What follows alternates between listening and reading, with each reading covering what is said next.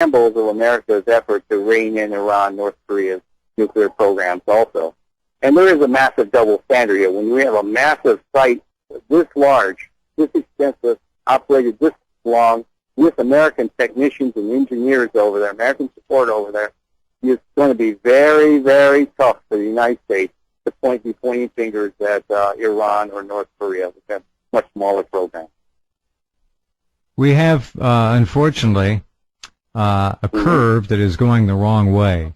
The accumulation of radioactive isotopes, again, in the ground and the water and the fish and the animals, is not stopping. It's only increasing, and it's going to continue that way. There's just no reversing it. We even have now found increased levels. Now, these are small. They're not dangerous, but they're increased levels in pine needles all up and down the West Coast. Certainly in crops, they found increased levels in prunes recently. The food supply here has been clearly impacted.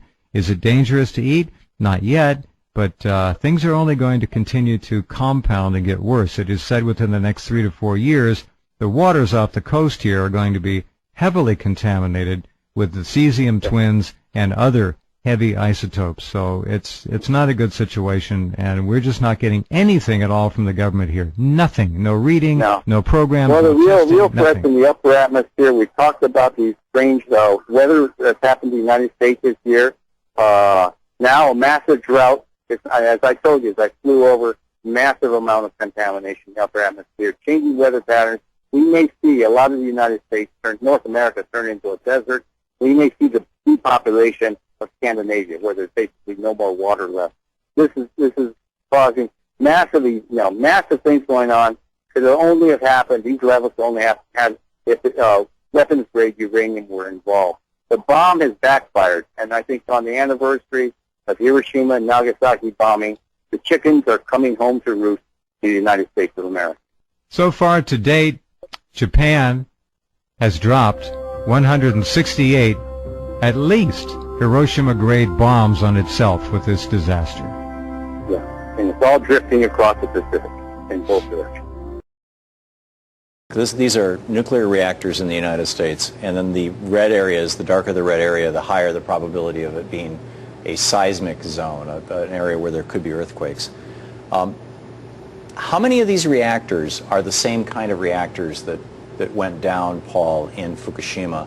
And how old and vulnerable are our reactors, and how many of them are in these earthquake areas? There are now 23 Mark I boiling water reactors in the United States that are operating, and primarily they're east of the Mississippi, although Cooper Station right here is a Mark I. But throughout Illinois and in New England and the mid-Atlantic region, we have these Mark I's that are essentially antiquated and dangerous because the designs have been known to be vulnerable since 1972, declared by the Atomic Energy Commission, affirmed again by the Nuclear Regulatory Commission in 1986 as vulnerable to failure. And so any number of events, an earthquake, which could lead to a fire, or just a fire initiating from worker error, like a candle, which started the Browns Ferry fire in 1975. And actually, Fukushima almost had another name, and it could have very well have been Browns Ferry after a fire there cut out all of the cooling systems to the Browns Ferry units, and we narrowly escaped a core melt accident at a vulnerable reactor system like these Mark I's. And last fall, wasn't it Fort Calhoun that we had floodwaters came within a few inches of shutting down the... Well, we're right now we're following the Fort Calhoun facility. It's a pressurized water reactor, so it's not a Fukushima design. But the vulnerability that's this inherent danger in all nuclear power plants could play out in any number of disasters. This plant, for example, there are miles and miles of electrical cable that are underground in vaults that were submerged for months during the flood. And these electrical cables are safety related, and they were never qualified to be wet or submerged for any time. So the Fort Calhoun plant remains shut down now, but clearly we don't know, we doubt that it's safe because they never qualified the electrical cable that stretches out under these plants. We have a graphic of when basically these things fail, the bathtub curve for nuclear accidents. Kevin, 3 Mile Island and Chernobyl were early on in the lifespan, the break-in phase, it says here, of the reactors, and then the breakdown phase, we're seeing Indian Point and Davis-Besse. Explain what this means. Sure. Yeah, thanks to Dave Lockbaum at Union of Concerned Scientists for this graph he put together. It shows that there's elevated risk of reactor accidents at brand new reactors like TMI and Chernobyl, which were a year old or less. And the reason for that is bugs in the system, flaws in the design, operator inexperience that gets worked out in a very bad way. That's what happened there. But then what's really significant in the United States now is the ever-growing number of breakdown phase reactors. So these incidents here, Indian Point, February 2000, the steam generator tube bursts in the steam generators. You lose enough steam generator tubes all at once, you have a loss of coolant accident in the core.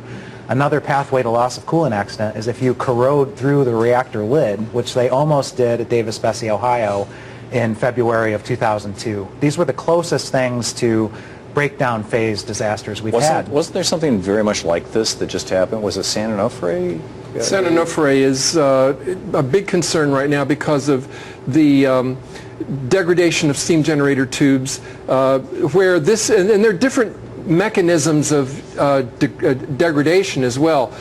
So the San Onofre nuclear power station had only operated 10 months with these steam generators that are bad designs. Here it was more wear out, but clearly what we're also seeing is bad designs being put into older reactors. Exactly. Wow, it's remarkable. The United States, what kind? Are we exaggerating the risk? I mean, is this? I mean, it's, let me ask you, or, anybody, are you willing to play Russian roulette regardless of how many cylinders are on the gun? I mean, if you load them up and you spin the cylinder and pull the trigger, we're basically involved in this game of Russian roulette now, where we're gambling probabilities against vulnerabilities. And we know the vulnerabilities are increasing as these plants age and as margins of safety wear thinner and thinner and thinner. And now we're also introducing the fact that we have a regulator where the Nuclear Regulatory Commission, NRC, clearly stands more and more for no regulatory control. And as we lose control, as we see plants age and deteriorate, we're on these converging courses for a catastrophe. And then that's our concern right now, that this is an inherently dangerous industry that's losing oversight and getting older and deteriorating with new acronyms that we haven't even talked about. And that, frankly, wouldn't even exist if we, the people, through Price Anderson, didn't insure it. The private market will have nothing to do with it. Paul? Japan's power companies are turning to thermal power to compensate for their offline nuclear plants. But the switch back to fossil fuels is driving up carbon dioxide emissions. 9 Japanese power companies say their generators released a combined 430 million tons of CO2 in the 12 months ending in June. That's up 17% from a year earlier. Only 2 of Japan's 50 functional nuclear reactors are currently online. The government and power companies are facing strong public opposition to any restarts. But the emissions are making it difficult for power firms to meet their CO2 reduction targets. They have set a deadline of next March to cut emissions by 20% from 1990 levels. The support rate for Prime Minister Yoshihiko Noda and his cabinet stood at 28%, up 1 point from last month. The disapproval rate stayed at 56%. Japan's man in charge of economic policy says the nation will likely remain on a gradual path to recovery. What's so funny now? I sometimes just think funny things.